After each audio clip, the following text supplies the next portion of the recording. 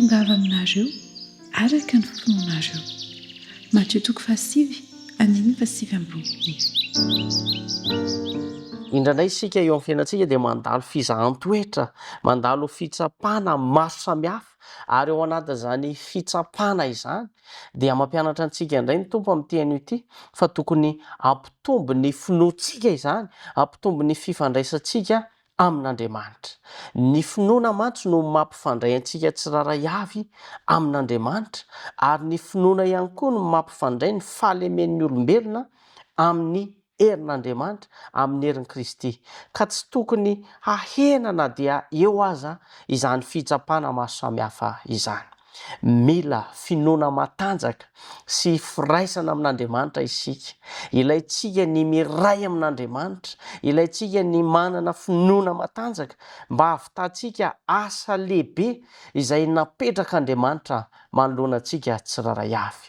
Entsi-ankilany dia izao, mila miasa ao am-po isika amin'izao fiainana izao mba hahatonga antsika hahatakatra ny sitrapon'Andriamanitra ary hampiroborobo ny finoantsika an'Andriamanitra. Maro ao anatin'izany ihany koa dia mandresy ny fahazaran-dratsy ary manadio ny fo izany fifandraisana amin'Andriamanitra izany, izany finoana velona amin'Andriamanitra izany. Koa ny finoana velona ihany koa dia miasa amin'ny fitiavana izay mitarika antsika tsiraray avy hanantona an'i Jesosy Kristy, izay hanovantsika ihany koa mba olona vaovao, olom-baovao, ary hahatonga antsika tsiraray avy mba hanana ny fiainana mandrakizay. Androany Jesosy Kristy miantso asianao indray amin'ity maraim-baovao ity. Aoka ampitombo ny finoana isika rahalasianam-bavy malala. Aza velahena noho ny olana maro samihafa sy ny fitsapana maro samihafa na fakapana maro samihafa izany finoana izany. Eo ihany koa mila mifikitra amin'Andriamanitra isika amin'ny alalan'ny firaisana aminy, satria izany no manamafy sy mitondra fandresena ho antsika tsiraray avy, ary indrindrandrindra mampitombo ny finoantsika an'Andriamanitra.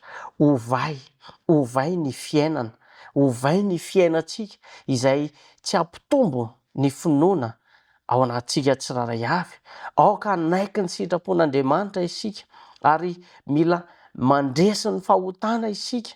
Ao anatin'izany ihany koa dia mila resintsika ny fahazaran-dratsy maro samihafa, ary aoka hadio ny fontsika tsiraray avy. Aoka hadio ny fontsika tsiraray avy amin'ny alalan'ny fanantonantsika an Jesosy Kristy, amin'ny alalan'ny fifikirantsika ny tenin' Jesosy Kristy, ary indrindrandrindra amin'ny alalan'ny fampiarantsika izay nolazain'Andriamanitra.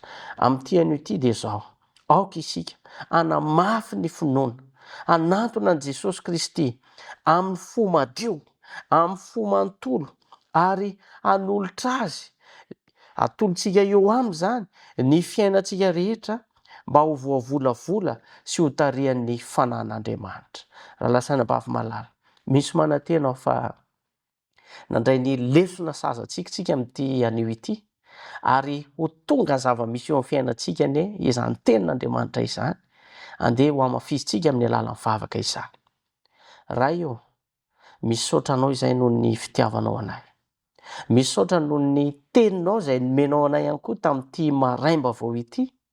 Tsapanay fa tsara ianao, tsapanay fa be fitiavana, be famindrampo ianao, ary sitraponao ihany koa no tokony ho ataonay eo amin'ny fiainanay fa tsy ny sitraponay.